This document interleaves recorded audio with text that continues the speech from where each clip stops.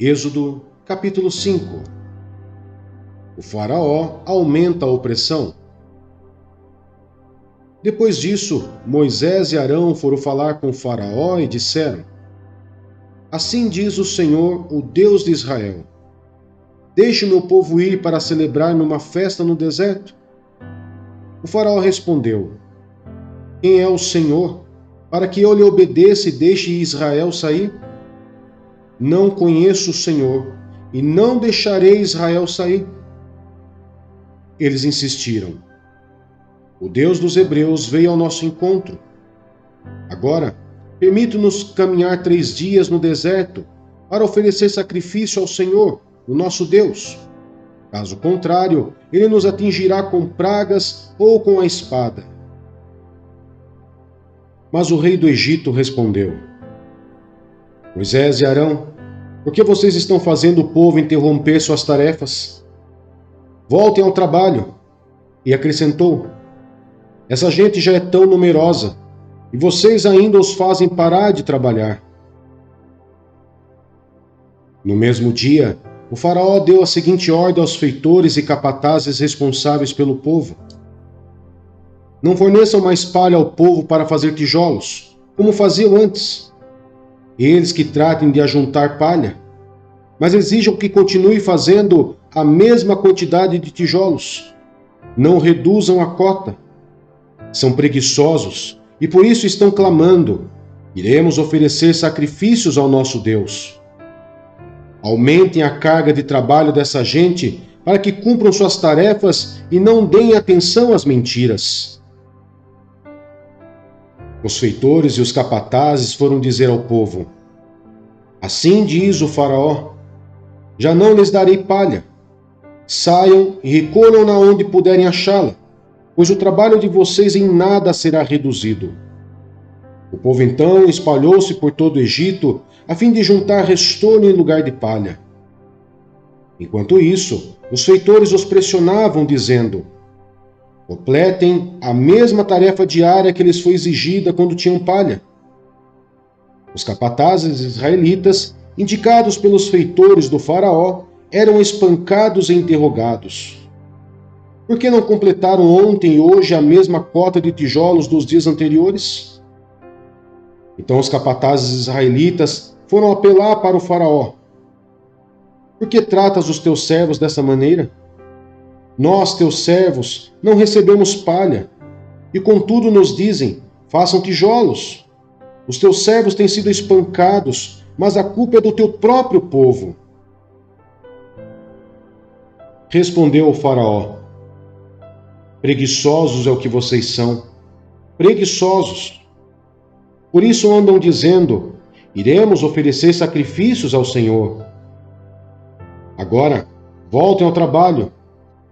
Vocês não receberão palha alguma. Continuem a produzir a cota integral de tijolos. Os capatazes israelitas se viram em dificuldade quando lhes disseram que não poderiam reduzir a quantidade de tijolos exigida a cada dia.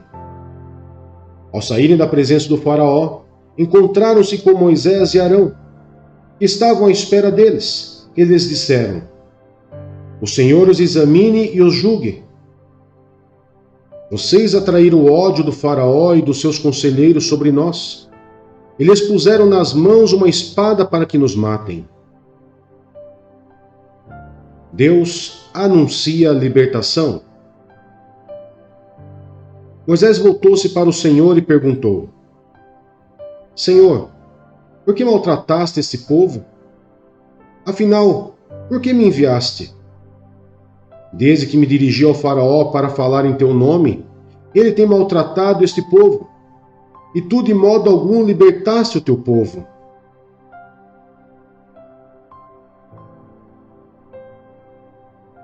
Lucas, capítulo 8. A parábola do semeador. Depois disso, Jesus ia passando pelas cidades e povoados, proclamando as boas novas do reino de Deus. Os 12 estavam com ele, e também algumas mulheres que haviam sido curadas de espíritos malignos e doenças. Maria, chamada Madalena, de quem havia saído 7 demônios, Joana, mulher de Cusa, administrador da casa de Herodes, Susana e muitas outras. Essas mulheres ajudavam a sustentá-los com seus bens. Reunindo-se uma grande multidão e vindo a Jesus gente de várias cidades, ele contou esta parábola. O semeador saiu a semear. Enquanto lançava a semente, parte dela caiu à beira do caminho. Foi pisada e as aves do céu a comeram. Parte dela caiu sobre pedras e quando germinou, as plantas secaram, porque não havia umidade. Outra parte caiu entre espinhos, que cresceram com ela e sufocaram as plantas. Outra ainda caiu em boa terra, cresceu e deu boa colheita, a 100 por 1. Tendo dito isto, exclamou: Aquele que tem ouvidos para ouvir, ouça. Seus discípulos perguntaram-lhe o que significava aquela parábola. Ele disse: A vocês foi dado o conhecimento dos mistérios do reino de Deus, mas aos outros falo por parábolas, para que vendo não vejam e ouvindo não entendam. Este é o significado da parábola. A semente é a palavra de Deus. As que caíram à beira do caminho são os que ouvem. E então vem o diabo e tira a palavra do seu coração, para que não creiam e não sejam salvos. As que caíram sobre as pedras são os que receberam a palavra com alegria quando a ouvem, mas não têm raiz. Creem durante algum tempo, mas desistem na hora da provação. As que caíram entre espinhos são os que ouvem, mas, ao seguirem seu caminho, são sufocados pelas preocupações, pelas riquezas e pelos prazeres desta vida, e não amadurecem. Mas as que caíram em boa terra são os que, com coração bom e generoso, ouvem a palavra, a retêm e dão fruto com perseverança. A candeia. Ninguém acende uma candeia e a esconde num jarro, ou coloca debaixo de uma cama. Ao contrário, coloca-a num lugar apropriado, de modo que os que entram possam ver a luz.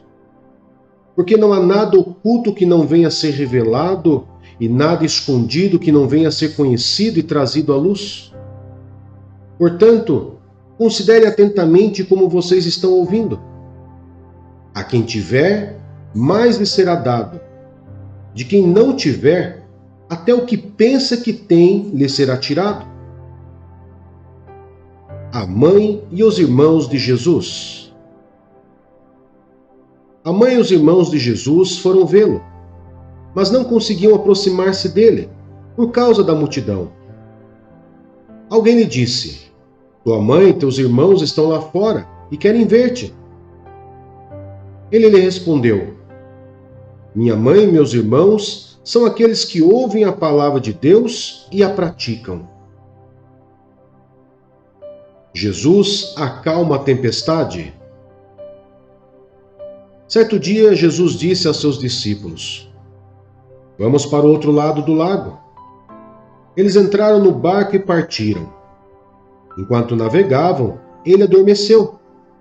Abateu-se sobre o lago um forte vendaval, de modo que o barco estava sendo inundado, e eles corriam grande perigo.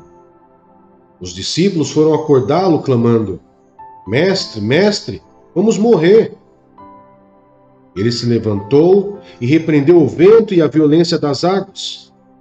Tudo se acalmou e ficou tranquilo. Onde está a sua fé?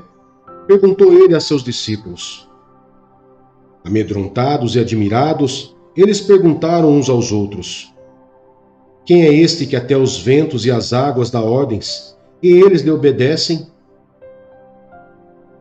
A cura de um endemoniado. Navegaram para a região dos Gerazenos, que fica do outro lado do lago, frente à Galileia.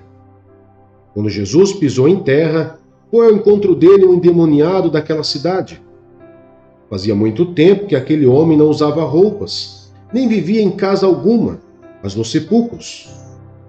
Quando viu Jesus, gritou, prostrou-se aos seus pés e disse em alta voz: Que queres comigo, Jesus, Filho do Deus Altíssimo? Rogo-te que não me atormentes. Pois Jesus havia ordenado que o espírito imundo saísse daquele homem. Muitas vezes ele tinha se apoderado dele. Mesmo com os pés e as mãos acorrentados e entregue aos cuidados de guardas, quebrava as correntes e era levado pelos demônios a lugares solitários. Jesus lhe perguntou: Qual o seu nome? Legião, respondeu ele, porque muitos demônios haviam entrado nele, e imploravam-lhe que não os mandasse para o abismo. Uma grande manada de porcos estava pastando naquela colina. Os demônios imploraram a Jesus que lhes permitisse entrar neles, e Jesus lhes deu permissão. Saindo do homem, os demônios entraram nos porcos, e toda a manada atirou-se precipício abaixo em direção ao lago e se afogou. Vendo o que acontecera, os que cuidavam dos porcos fugiram e contaram esses fatos na cidade e nos campos. E o povo foi ver o que havia acontecido. Quando se aproximaram de Jesus, viram que o homem de quem haviam saído os demônios estava assentado aos pés de Jesus, vestido e em perfeito juízo, e ficaram com medo. Os que o tinham visto contaram ao povo como o endemoniado fora curado. Então todo o povo da região dos Gerazenos suplicou a Jesus que se retirasse, porque estavam dominados pelo medo. Ele entrou no barco e regressou. O homem de quem haviam saído os demônios suplicava-lhe que o deixasse ir com ele. Mas Jesus o mandou embora, dizendo: Volte para casa e conte o quanto Deus lhe fez. Assim o homem se foi e anunciou na cidade inteira o quanto Jesus tinha feito por ele. O poder de Jesus sobre a doença e a morte. Quando Jesus voltou, uma multidão o recebeu com alegria, pois todos o esperavam.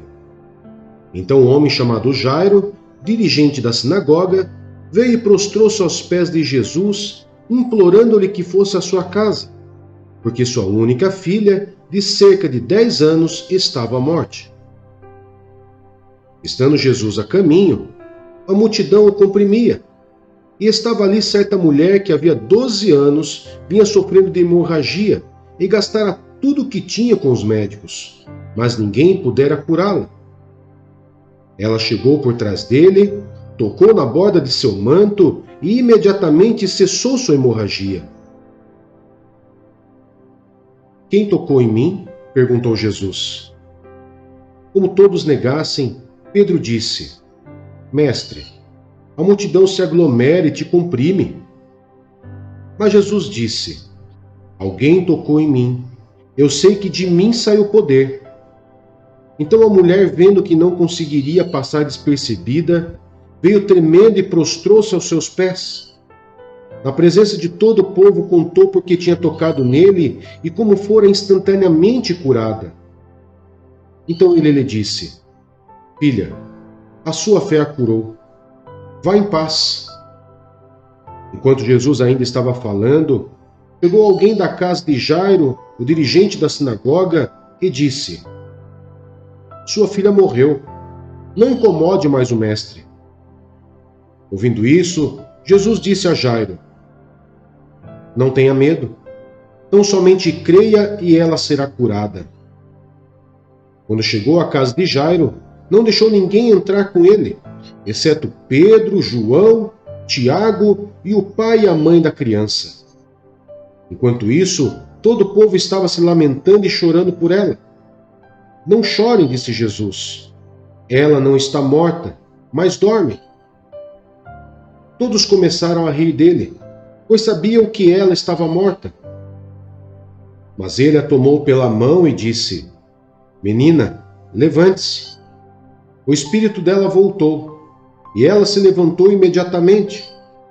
Então Jesus lhes ordenou que lhe dessem de comer. Os pais dela ficaram maravilhados, mas ele lhes ordenou que não contassem a ninguém o que tinha acontecido.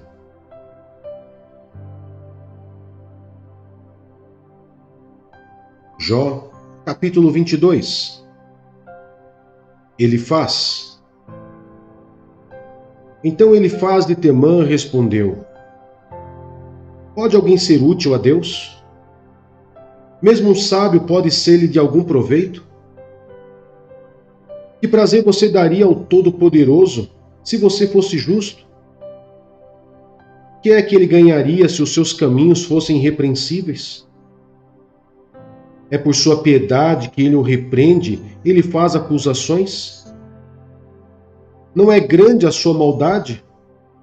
Não são infindos os seus pecados? Sem motivo você exigia penhores dos seus irmãos. Você despojava das roupas os que quase nenhuma tinham. Você não deu água ao sedento e reteve a comida do faminto, sendo você poderoso, dono de terras e delas vivendo, e honrado diante de todos. Você mandou embora de mãos vazias as viúvas e quebrou as forças dos órfãos. Por isso está cercado de armadilhas e o perigo repentino o apavora. Também por isso você se vê envolto em escuridão que o cega, e o cobrem nas águas, em tremenda inundação. Não está Deus nas alturas dos céus? E em que altura estão as estrelas mais distantes? Contudo, você diz: o que sabe Deus? Poderá julgar através de tão grande escuridão? Nuvens espessas o cobrem, e ele não pode ver-nos quando percorre a abóboda dos céus. Você vai continuar no velho caminho que os perversos palmilharam? Esses foram levados antes da hora. Seus alicerces foram arrastados por uma enchente. Eles disseram a Deus: Deixa-nos. O que o Todo-Poderoso poderá fazer conosco? Contudo, foi ele que encheu de bens as casas deles. Por isso fico longe do conselho dos ímpios. Os justos veem a ruína deles e se regozijam. Os inocentes zombam deles, dizendo: Certo é que os nossos inimigos foram destruídos, e o fogo devorou a sua riqueza. Sujeite-se a Deus, fique em paz com Ele, e a prosperidade virá a você. Aceite a instrução que vem da sua boca e ponha no coração as suas palavras. Se você voltar ao Todo-Poderoso, voltará ao seu lugar. Se afastar da sua tenda a injustiça, lançar ao pó as suas pepitas, o seu ouro puro de Ofir, as rochas dos vales, o Todo-Poderoso será o seu ouro, será para você prata seleta. É certo que você achará prazer no Todo-Poderoso e erguerá o rosto para Deus. A Ele orará, e Ele o ouvirá, e você cumprirá os seus votos. O que você decidir se fará, e a luz brilhará em seus caminhos. Quando os homens forem humilhados e você disser: Levanta-os, Ele salvará o abatido. Livrará até o que não é inocente, e será liberto graças à pureza que há em você nas suas mãos.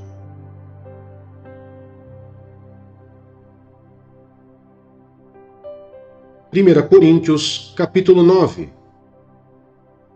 Os direitos de um apóstolo. Não sou livre? Não sou apóstolo? Não vi Jesus, nosso Senhor? Não são vocês resultado do meu trabalho no Senhor? Ainda que eu não seja apóstolo para outros, certamente eu sou para vocês, pois vocês são o selo do meu apostolado no Senhor. Esta é a minha defesa diante daqueles que me julgam. Não temos nós o direito de comer e beber? Não temos nós o direito de levar conosco uma esposa crente, como faz os outros apóstolos, os irmãos do Senhor e Pedro? Ou será que só eu e Barnabé não temos direito de receber sustento sem trabalhar? Quem serve como soldado à própria custa? Quem planta uma vinha e não come do seu fruto? Quem apacenta um rebanho e não bebe do seu leite? Não digo isso do ponto de vista meramente humano. A lei não diz a mesma coisa?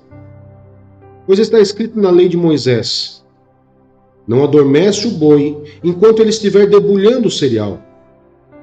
Por acaso é com bois que Deus está preocupado? Não é certamente por nossa causa que ele o diz? Sim, isso foi escrito em nosso favor, porque o lavrador, quando ara, e o debulhador, quando debulha, devem fazê-lo na esperança de participar da colheita. Se entre vocês semeamos coisas espirituais, seria demais colhermos de vocês coisas materiais? Se outros têm direito de ser sustentados por vocês, não temos nós ainda mais? Mas nós nunca usamos desse direito. Ao contrário, suportamos tudo para não colocar obstáculo algum ao Evangelho de Cristo. Vocês não sabem que aqueles que trabalham no templo alimentam-se das coisas do templo e que os que servem diante do altar participam do que é oferecido no altar? Da mesma forma, o Senhor ordenou àqueles que pregam o Evangelho que vivam do Evangelho. Mas eu não tenho usado de nenhum desses direitos. Não estou escrevendo na esperança de que vocês façam isso por mim. Prefiro morrer a permitir que alguém me prive desse meu orgulho. Contudo, quando prego o Evangelho, não posso me orgulhar, pois me é imposta a necessidade de pregar. Ai de mim se não pregar o Evangelho. Porque se prego de livre vontade, tenho recompensa. Contudo, como prego por obrigação, estou simplesmente cumprindo uma incumbência a mim confiada. Qual é, pois, a minha recompensa? Apenas esta: que pregando o Evangelho, eu o apresente gratuitamente, não usando assim dos meus direitos ao pregá-lo. Porque, embora seja livre de todos, fiz-me escravo de todos, para ganhar o maior número possível de pessoas. Tornei-me judeu para os judeus, a fim de ganhar os judeus. Para os que estão debaixo da lei, tornei-me como se estivesse sujeito à lei, embora eu mesmo não esteja debaixo da lei, a fim de ganhar os que estão debaixo da lei. Para os que estão sem lei, tornei-me como sem lei, embora não esteja livre da lei de Deus, e sim sob a lei de Cristo, a fim de ganhar os que não têm a lei. Para com os fracos, tornei-me fraco, para ganhar os fracos. Tornei-me tudo para com todos, para de alguma forma salvar alguns. Faço tudo isso por causa do Evangelho, para ser coparticipante dele. Vocês não sabem que de todos os que correm no estádio, apenas um ganha o prêmio? Corram de tal modo que alcance o prêmio. Todos os que competem nos jogos se submetem a um treinamento rigoroso, para obter uma coroa que logo perece. Mas nós o fazemos para ganhar uma coroa que dura para sempre. Sendo assim, não corro como quem corre sem alvo, e não luto como quem esmurra o ar. Mas esmurro o meu corpo, e faço dele meu escravo, para que depois de ter pregado aos outros, eu mesmo não venha a ser reprovado.